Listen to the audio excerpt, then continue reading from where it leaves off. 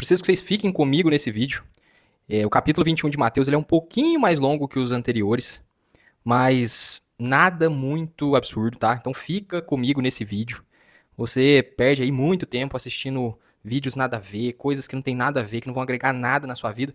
Gasta uns minutinhos, investe uns minutinhos aqui comigo nessa leitura do capítulo 21 de Mateus, que eu tenho certeza absoluta que alguma coisa, algum aprendizado nós vamos tirar daqui juntos hoje, tá bom? Primeiro eu vou ler, tá? E depois eu volto comentando alguns pontos importantes ou pontos que geram dúvidas e ver se a gente consegue esclarecer melhor, tá bom? Fica comigo, vai. É coisa rápida, tenho certeza que vai ser um investimento aí com relação ao seu tempo. Vamos lá? Então, Mateus capítulo 21, tá escrito assim, ó.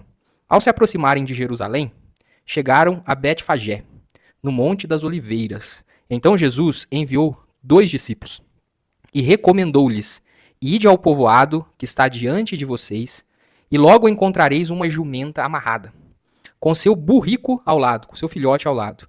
Desamarrai-os, ou seja, desamarrai-os ambos, e trazei-os para mim. Se alguém vos questionar algo, deveis dizer que o Senhor necessita deles e sem demora os devolverá.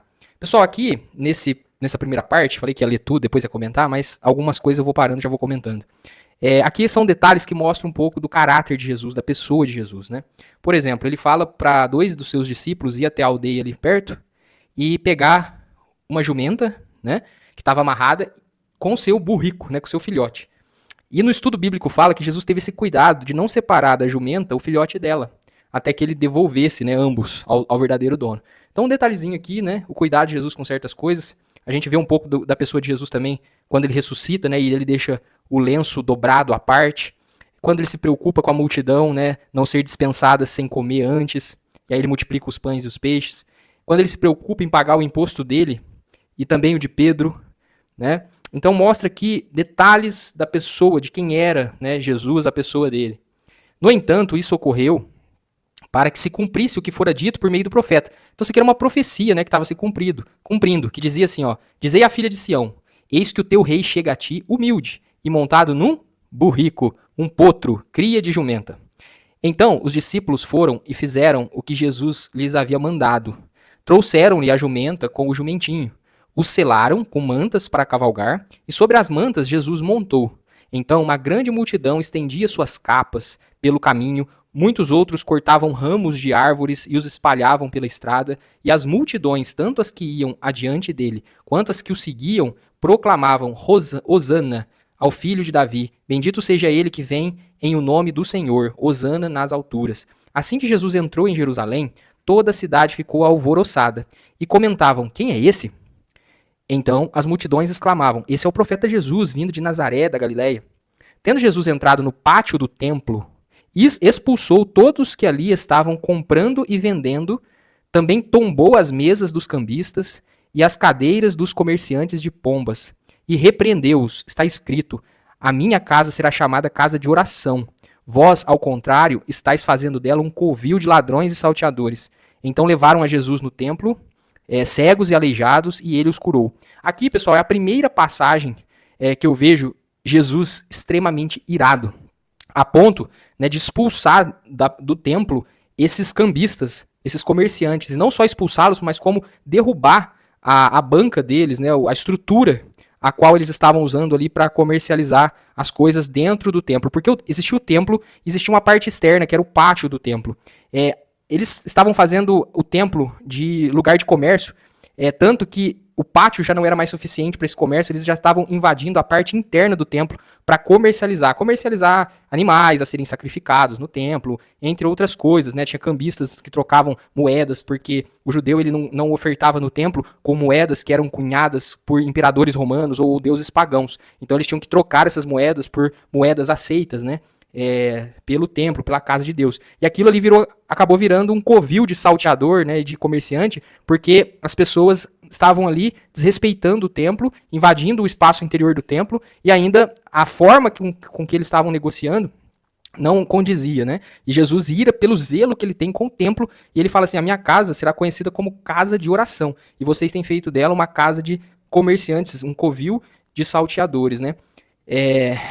E hoje, né? Hoje não está muito diferente. Muitas pessoas têm feito, né, da palavra de Deus, da casa de Deus, um verdadeiro comércio. E isso irou Jesus extremamente. E aí vamos continuar aqui. Então levaram Jesus no templo, cegos e aleijados, e ele os curou. Entretanto, quando os chefes dos sacerdotes e os escribas viram as maravilhas realizadas por Jesus e as crianças exclamando no templo, Hosana ao filho de Davi, revoltaram-se e indagaram dele. Não ouves o que essas crianças estão proclamando? Ao que Jesus lhes respondeu, sim. E vós, nunca lestes? Dos lábios das crianças e dos recém-nascidos suscitastes louvor. Outra profecia que estava se cumprindo em Jesus. Né, dos lábios das crianças e dos recém-nascidos, ele, o Messias, o ungido, né, ele iria suscitar louvores. E deixando-o, saiu da cidade em direção a Betânia, onde passou a noite. Ao amanhecer, quando retornava para a cidade, Jesus teve fome. Avistando uma figueira à beira da estrada, aproximou-se dela, porém nada encontrou a não ser folhas.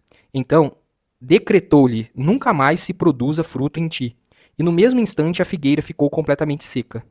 E quando viram o que ocorrera, muitos se admiraram, os discípulos, e exclamaram, como foi possível essa figueira secar tão depressa? Então Jesus explicou-lhes, com certeza eu vos asseguro que se tiverdes fé e não duvidardes, podereis fazer não apenas o que foi feito à figueira, mas da mesma forma ordenardes a esse monte, ergue-te daqui e lança-te no mar, e assim acontecerá. E tudo o que pedirdes em oração, se crerdes, recebereis. Tendo Jesus chegado ao templo, enquanto ensinava, turma, essa parte da figueira, né, ela tem uma lição, uma provável lição poderosa, né, por trás, porque Jesus teve fome. E ao chegar e ao estender a mão, né, para procurar algo nessa figueira, essa figueira não teve absolutamente nenhum fruto para lhe oferecer, né, nenhum fruto para oferecer ao próprio Criador. Provavelmente era uma figueira que aparentava ter frutos, mas quando Jesus foi ali procurar, ele não encontrou nada nela. Pode ter algum simbolismo nisso, né? A figueira ela representa Israel. Né, acredito que tem algum simbolismo, algum ensinamento por trás, mas Jesus teve fome, estendeu a mão e aquela figueira não tinha fruto para suprir a fome do Messias, do ungido, né? Jesus a amaldiçoa, vamos dizer assim, e a figueira seca, né, imediatamente. E quando os discípulos ficam impressionados, Jesus não explica, né, o significado disso, mas ele acaba focando na parte da fé, porque os discípulos ficaram impressionados não pelo fato da figueira não ter fruto, mas sim pelo fato dela ter secado tão rápido, né?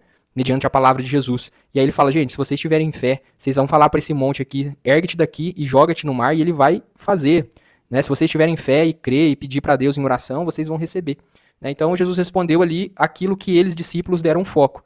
Né? Não respondeu se por trás daquela situação tinha algum ensinamento para ele passar. Tendo Jesus chegado ao templo, enquanto ensinava, acercaram-se dele os chefes, de novo, pessoal, dos sacerdotes e os anciãos do povo, e o questionaram. Com que autoridades fazem essas coisas aqui?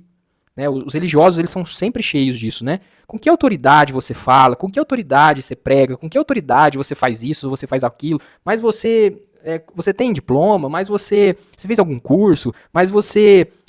sempre, né, o religioso ele vai ter esse questionamento, porque ele não se aguenta, ele tem ciúme, para não dizer inveja, né, de ver o irmão prosperar e de ver o irmão ajudar as outras pessoas, coisas que eles deveriam fazer e não faziam, né, eles ainda querem impedir quem está fazendo de fazer. E quem te deu essa autorização, né, Jesus, porém, replicou-lhes, respondeu-lhes, eu igualmente vos lançaria uma questão. Se me responderdes, também eu vos direi com que autoridade eu faço o que faço. De onde era o batismo de João Batista? Divino ou humano? E eles discutiam entre si, avaliando, se respondermos divino, ele nos indagará. Sendo assim, por que não acreditaste nele, né, no caso de João Batista? Né, porque eles mandaram matar João Batista, né, não acreditavam em João Batista. Então, se eles respondessem que João Batista agia, né, por meio do divino, mas então como é que vocês não acreditavam nele e ainda deixou que ele fosse morto, né? Porém, se alegarmos que era humano, tememos o povo, pois todos consideram João Batista como profeta. Então Jesus colocou eles ali numa encruzilhada, né? Por isso disseram a Jesus, não sabemos. Ao que Jesus afirmou-lhe, nem eu vos direi com que autoridade eu procedo então. Então Jesus ali acabou, né, contornando uma cilada que eles estavam preparando para ele. Agora, qual a vossa opinião? Né, agora Jesus pergunta para eles, né? Agora, qual a vossa opinião? Um homem tinha 2 filhos. Aproximou-se do primeiro e pediu, filho, vai trabalhar hoje na vinha? Mas esse filho lhe disse, não quero ir. Todavia, mais tarde, arrependido foi. Então chegou o pai até o segundo filho e fez o mesmo pedido. Então este lhe respondeu, sim, senhor, mas não foi. Qual dos dois fez a vontade do pai? Ao que eles responderam, o primeiro. Então Jesus lhes revelou, com toda certeza vos afirmo, que os publicanos e as prostitutas estão ingressando antes de vocês no reino de Deus. O que eu comentei com vocês no outro capítulo, na outra leitura. Lembram? Daquela parábola dos pagadores, que os últimos serão os primeiros serão os últimos. Jesus fala aqui agora abertamente, prostitutas e publicanos estão ingressando antes de vocês no reino de Deus. Porquanto João Batista veio para vos mostrar o caminho da justiça, mas vós não acreditaste nele. E, em compensação, os cobradores de impostos, né, e as meretrizes, ou seja, as prostitutas, creram. Vós, entretanto, mesmo depois de presenciardes a tudo isso, a todos os milagres, né, a tudo que está acontecendo, não vos arrependestes para acreditardes nele. A parábola dos vinicultores maus. E mais, atentai a essa parábola também. Havia um certo proprietário de terras, que plantou um campo de videiras. Ergueu uma cerca ao redor delas, construiu um tanque para prensar as uvas e edificou uma torre. Finalmente, arrendou essa vinha para alguns vinicultores e foi viajar. Chegando à época da safra, enviou seus servos até aqueles lavradores para receber os seus dividendos. Porém, os lavradores atacaram seus servos, e a um espancaram, a outro mataram e apedrejaram o terceiro. Então lhe mandou outros servos, em maior número do que da primeira vez, mas os lavradores os trataram da mesma maneira. Por fim, decidiu enviar-lhes seu próprio filho, considerando, eles respeitarão meu filho. Contudo, assim que os lavradores viram o filho, tramaram entre si. Esse é o herdeiro, então vamos nos unamos para matá-lo e apoderemo-nos da sua herança. E assim eles o agarraram, jogaram-no para fora da plantação de videiras e o assassinaram. Sendo assim, quando vier o dono da vinha, o que fará com aqueles lavradores? Diante disso, responderam-lhe, ele destruirá esses perversos de forma terrível e arrendará seu campo de videira para outros cultivadores que lhe enviem a sua parte no devido tempo das colheitas. Então Jesus lhe inquiriu, nunca leste isso nas Escrituras? A pedra que os construtores rejeitaram tornou-se a pedra angular, e isso procede do Senhor, sendo, portanto, maravilhoso para nós. Por isso eu vos declaro que o reino de Deus será retirado de vós, para ser entregue a um povo que produza frutos dignos do reino. Ou seja, Jesus estava falando aqui que aquela terra, né, aquela plantação de uvas, ela pertencia a Deus, né, que era o dono, o proprietário. E Deus arrendou aquela terra, né, para aquela geração, né, para os judeus. E ele mandou, no seu devido tempo, servos, né, pegar a sua parte naquela plantação, seus dividendos. Os primeiros eles espancaram, o segundo eles mataram. E aí o dono falou, vou mandar meu próprio filho, porque meu filho eles vão respeitar. E eles falaram, é o filho, vamos matar o filho que a gente toma posse como herança de vez dessa terra. E aí quando vier o dono, né, o que ele vai fazer? Ele vai destruir essas pessoas e vai entregar essa terra para outros que deem frutos. Lembra da figueira que não deu fruto quando Jesus teve fome? Ele vai entregar essa terra para figueiras que dê frutos, né? Ou seja, a pedra que foi rejeitada, né, Jesus ele foi rejeitado pelo judeu, Jesus veio para os judeus e os judeus os rejeitaram, ela vai ser a pedra angular, né, de outros povos, ou seja, dos gentios. Ela vai levar salvação, libertação para todas as nações. Existe uma profecia que no final os judeus, né, vão reconhecer Jesus como Messias, e aí tudo vai dar certo, pessoal. Então isso é necessário, né, para que a palavra se cumpra, né, mas no final tudo vai dar certo. Inclusive, né, para os judeus. Os judeus é o povo escolhido de Deus, né, é a nação eleita. E os gentios, né, eles herdaram essa bênção. Essa bênção que foi dada a Abraão, né, ela beneficiou todos os povos, todas as nações. Então foi necessário, né, nós fomos enxertados na figueira, nós fomos enxertados, né, graças à misericórdia de Deus. E finalizando, né, todo aquele que cair sobre essa pedra se arrebentará em pedaços, ou seja, todo mundo que cair sobre a rocha que é Cristo vai se arrebentar. E aquele sobre quem ela ficar, e a quem sobre ela cair ficará reduzido a pó.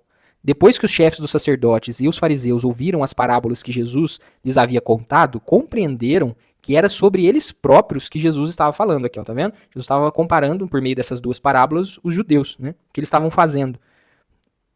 E por causa disso, procuravam um motivo para prendê-lo, mas tinham receio das multidões, porquanto elas o consideravam profeta. Então aqui já está ali nos momentos finais, antes de Jesus ser condenado e crucificado, né? Ele entra em Jerusalém montado num jumentinho, como a profecia falava, né?